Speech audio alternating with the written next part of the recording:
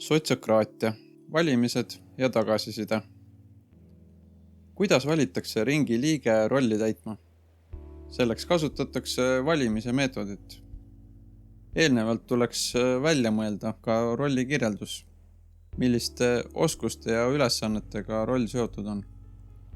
Oletame, et soovime leida sobiva inimese sekretäri rolli. Rühm kirjeldab pädevusi ja oskusi, mis sekretäril võiks olla. Kui kirjeldus on saanud kõigi nõusoleku, tekib küsimus, kes võiks seda rolli täita. Seejärel algab valimine. Iga ringi liige nimetab ühe inimese. Seejuures tuginetakse rolliga seotud pädevustele. Saab nimetada ka iseennast. Seejärel jagatakse voorus tehtud valiku põhjendusi. Nii saavad ringi liikmed üksteiselt õppida. Tehakse ka teine voor. Osalejad ütlevad, kelle nad valisid, arvestades seda, mida eelmises voorus räägiti. Jagatakse põhjuseid, miks otsust muudeti või miks jäädi samale arvamusele. Pole oluline, mitu korda kedagi nimetatakse, sest tegemist pole hääletamisega. Olulised on pädevustega seotud põhjused. Kuuldu põhjal teeb läbiviija ettepaneku valida keegi rolli, öeldes samas ka tähtaja, kui kaua rolli on vaja täita. Seejärel toimub tehtud ettepanekule nõusoleku voor.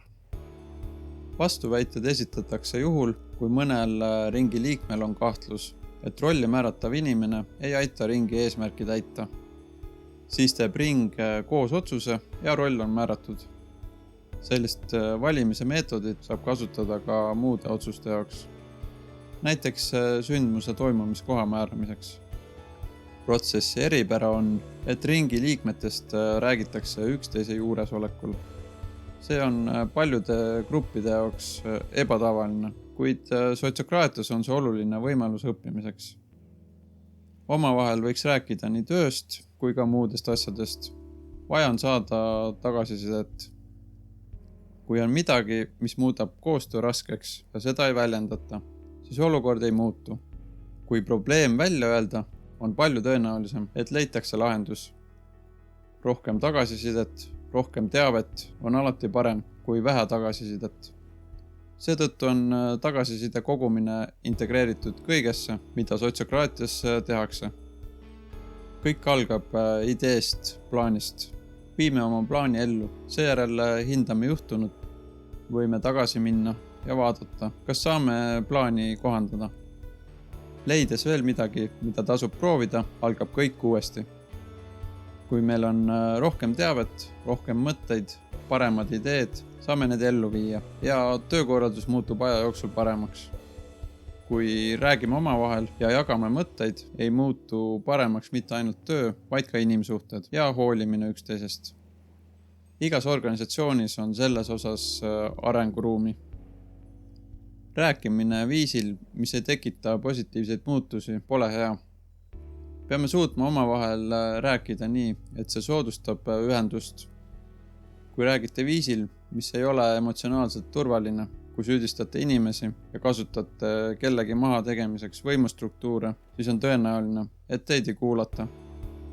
See võib küll aidata emotsioone välja elada, kuid ei tekita positiivseid muutusi.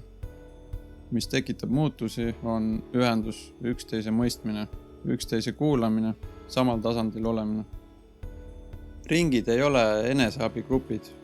Sinu tunded on sinu omad ja tuleb võtta nende eest vastutus. Pole vaja, et tekiksid vastanduvad grupid. Suund on indiviidide tugevdamisele, tugevdades samas ka gruppi. Eesmärgiks pole panna üks rühm teisest kõrgemale. Grupi eestvedamisel ollakse samas ka ringi ja organisatsiooni teenistuses. Saame maailma parandada paljudes erinevates kohtades ja luua liikumise, mis on piisavalt tugev, et rahuldada kõikide inimeste vajadusi. Sotsiokraatia põhiolemuseks on leida lahendused, millest võidavad kõik, nii et kellegi vajadusi ei ignoreerita. Tänases videos vaatasime, kuidas toimib valimise meetod ja mida tähendab sotsiokraatias tagasiside. Sotsiokraatia kasutamiseks ei pea seda aastaid õppima, sest palju olulisem on julge pealehakkamine. Püsime ühistarkuses.